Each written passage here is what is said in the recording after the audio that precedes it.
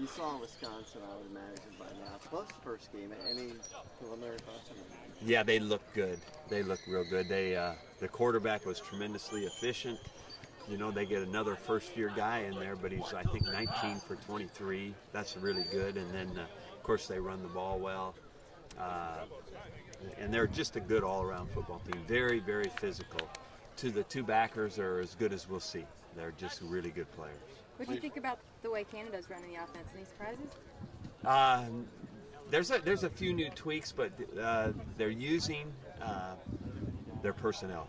You know, so you know all that is pretty consistent as far as I see. But you know, putting a mark on it, changing it up enough to make it interesting for us. You know.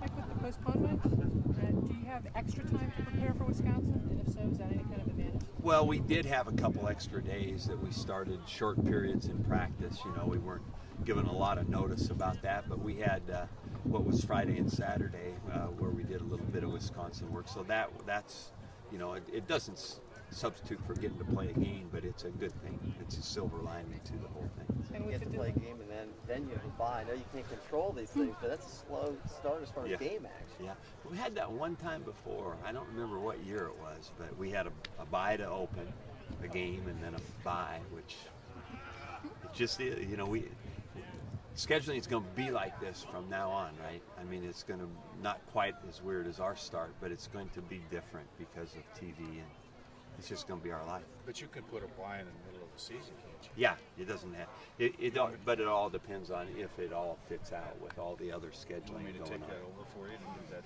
put in there? Why don't you do that? Take it over, get that bye right after Game 6. It'd be good. So, Mike, are you saying Northern Iowa is better than Sac State was a year ago? Yeah, I would say so. The Northern Iowa's a good football team, and they played Wisconsin well. But when you watch that game, it was not in doubt. I mean, Wisconsin was up, I think, 26-7 or something like that. So they were always in control. Do you get a sense that the guys are eager to hit somebody else? Oh, for sure. This has been the world's longest training camp, and it's time for us to play a game. This will be a test for the run defense. How confident are you in you guys? Well, that's what it'll be, you know, and that's where we have to make one of our biggest improvements as a team is in that area. You know, both running the ball and run defense are going to be key issues for us. Well, you had Monte Ball at practice. Yeah, we did, and he's a great player. Coach, how did you watch the game Saturday? Were you with the coaching staff, or were you by yourself? I actually was doing other stuff with our own team, and taped the game and watched it later by myself. What kind of anything stand out in particular? Aside, I mean, Wisconsin's a good football team, but no, you know, it's like we just mentioned a little bit. They've utilized their personnel. They've been a really good offensive team. They haven't abandoned that, but they've tweaked enough of it to say, okay, this is different. And then defensively, they are physical.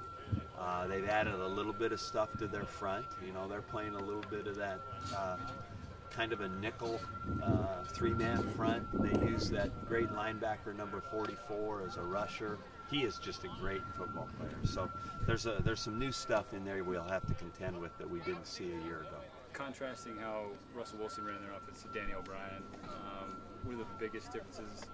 And didn't skip a beat. I mean, when a guy goes 19 for 23, you know, that's pretty efficient. So how can you make any kind of other comparison other than that's pretty good quarterbacking? So their linebacking as a unit, is better than anybody in the Pac-12? Well, I said those two players are as good as we'll see.